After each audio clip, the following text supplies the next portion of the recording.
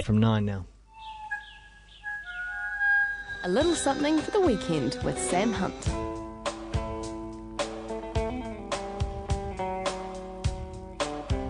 Golly, golly, it's been a month, so a lot of poetry under the bridge. Sam Hunt's with us. Good morning, Sam. Good day, Wammo. Good day. Yes. You're sounding well as well. Oh, look, it's like the resurrection, you know. I'm the peace and the light. Yeah, I sort of I've been through this. And good morning, yeah. I came through this. I've just had this H1N1, this swine flu. I've been through the valley of the mauling swine. Oh, where's the medal? We need to give you a medal. I've got to go to Government House in a couple of weeks to pick up another medal. Of course. And so I'm hoping to pick up at least a T-shirt which says H1N1 on it, you know, with a swine on it as well. With a swine on it. Yeah. Oh, it's an interesting flu. It's if you could the old story, if you could bottle it and use it when you wanted it. Yeah. It's okay. I mean, it's sort of hallucinogenic. Wow. It was like a visit back to Sergeant Pepper's Lonely Hearts. It was great. But that was the good part. But of course, I at one stage touched my forehead. And you know when you put your fingers on a hot element, you burn your fingers, so all your little lines of identification get burnt away. Well, that's what's like touching my forehead there. Golly. 2.5 weeks, but it's all made worth it because you come out and, as I say, you feel like JC would have felt on that famous Easter sort of Sunday morning. Of course, hangover, as it got up, yeah.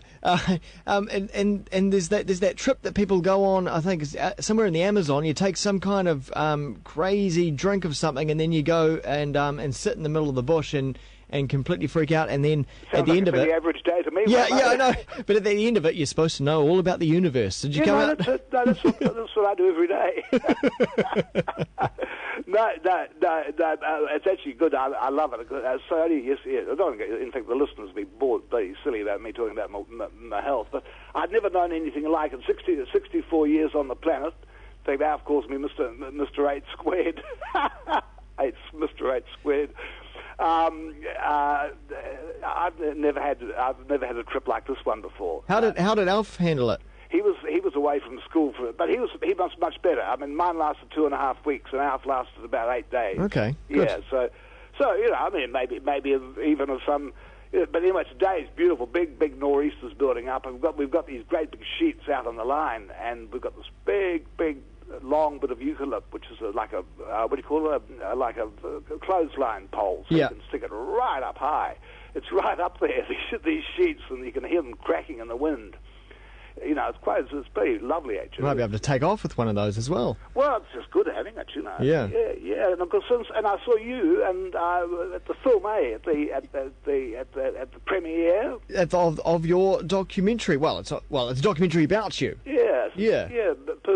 Purple Balloon and Other Stories, and it was quite a strange experience. A couple of people I know said, "Oh, it must have been very weird, sort of going to see a film about yourself," but I think I had that. Let's go back to the flu again. But I think the swine was already upon me, so I was slightly tripping out anyway. So it was. I cannot imagine what that is like to sit in a cinema and sit through a feature-length documentary that is all about me. Yeah. Well, I won't get crude here, but I had good company with me, and that was most important. And it was lovely seeing some old friends. And while I was actually just prior to that, and then a lot over the time that I was Crook, I was reading one person who was both in the film and was at the premiere. We had a lovely time. Was Carl Stead, C.K. Stead, who a lot of people, he gets a lot of people's hackles up because he knows how to scrap, you know. Yeah. And but I've been reading his. I love his work. I'm quite unashamedly a Carl Stead, and always have been actually. I've always loved his poetry, particularly. I love his other one. I mean, I know on this program we talked about that recent novel of his. My Name Was Judas. That's a phenomenal novel, great novel, and books like The Singing Whakapapo, and which I love, and Book Self. But it's the poetry that's always been the thing that seems to have come through. And reading this book, which is a memoir, this is called C.K. Stead, Southwest of Eden, That's, of course, I guess it's a bit of a nice take on East of Eden. A memoir, 1932, when he was born, to 1956, which takes him up to a young academic and a young poet. I've loved the book, I really have.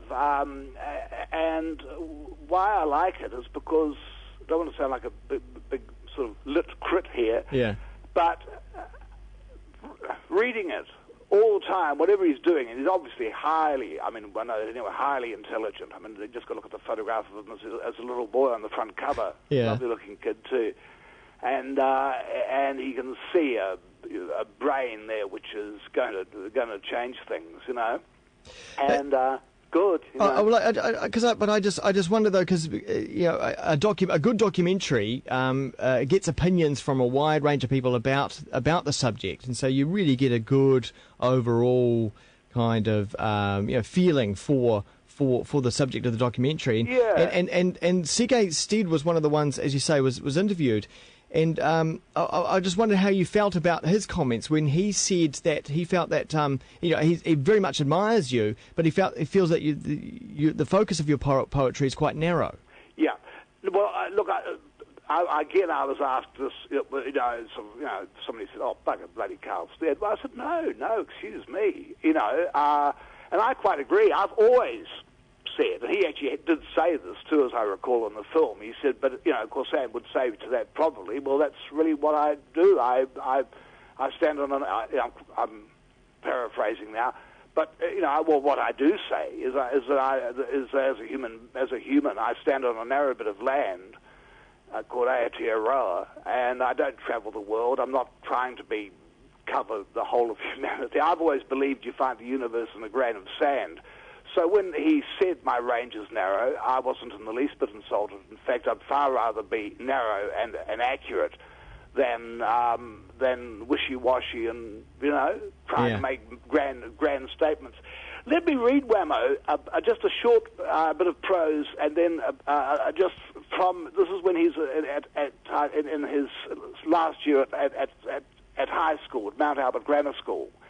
And he's talking about one of his English teachers, Butch Brown, who was his 6A, and those days it was called 6A, now I think year something or other. So anyway, he's talking about one of his English. I'll just read this bit to you. This is from this memoir, southwest of Eden. He writes of Butch Brown. He was not really a great English teacher, but a serious one and a great personality, and perhaps those moments of illumination were the best one could hope for, because they were memorable and stayed in our heads. One such for me was the day he came into the classroom and looked around at us all with such an accusing, melodramatic eye, we all fell silent. He let the silence go on for a time, and then in his snarling but curiously effective voice, he quoted this short, straight sword I got in Rome when Gaul's new lord came tramping home. It did that grim old rake to a T. If it did him, well, it does me. Leave the thing of pearls with silken tassels to priests and girls and currish vassals. Here's no fine cluster. On the hilt, this drab blade lacks luster, but it can stab. And he goes on, Stead goes on, it was a poem so suited to Butch and to Butch's delivery, and so good, economical, stark, direct. It seemed an electric moment. None of us knew who had written it, and we were treated to Butch's now, in inverted commas, snarl. We were, quote, an ignorant pack of slobs.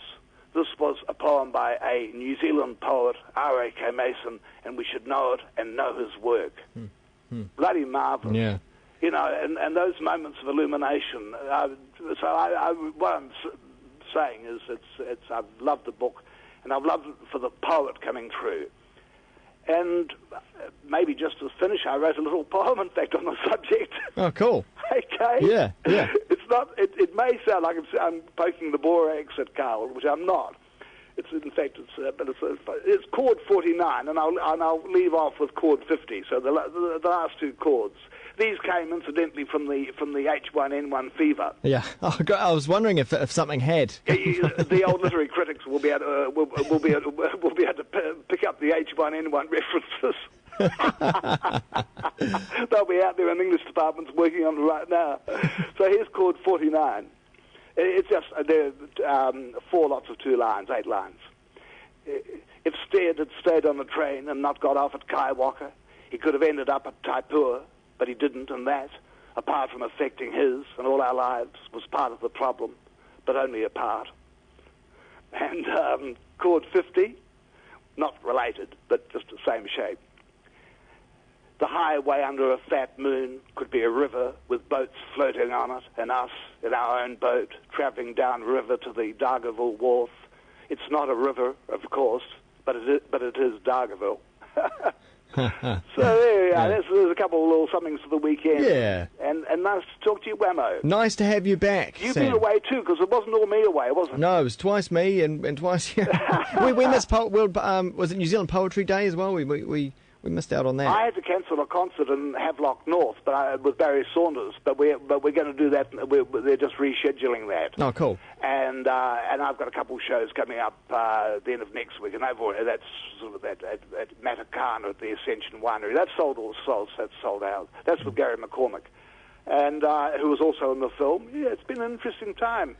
No, I never thought the film would ever quite make it out, but it did. It's a bit like the baby that you never think will be born. Yeah. Well, it's good to hear you on this side of the H1, whatever it is, H5N1. Get it right, Wammo. We're very sensitive about this, like with my CNZM that I'm getting in a few weeks' time. We want to get it right. Will life be defined pre and post H5N1? I think it will. I think this has been a Jarabar or an Everest. What about these people stuck up now? There'll be a lot of miserable little Cantabrians, won't there? Oh, especially sleeping on a hard floor like that. Oh, Lord God, get me back to the Range Rover. Hopefully there was a poet among them to. God, bloody hell, there'll be some terrible ones down there. They're still up there. They're hoping that the winds will die down at some point. I hope the winds build up. See you, Wammo. Thanks, Sam. See ya. Good. That was a little something for the weekend with Sam Hunt, only on Kiwi.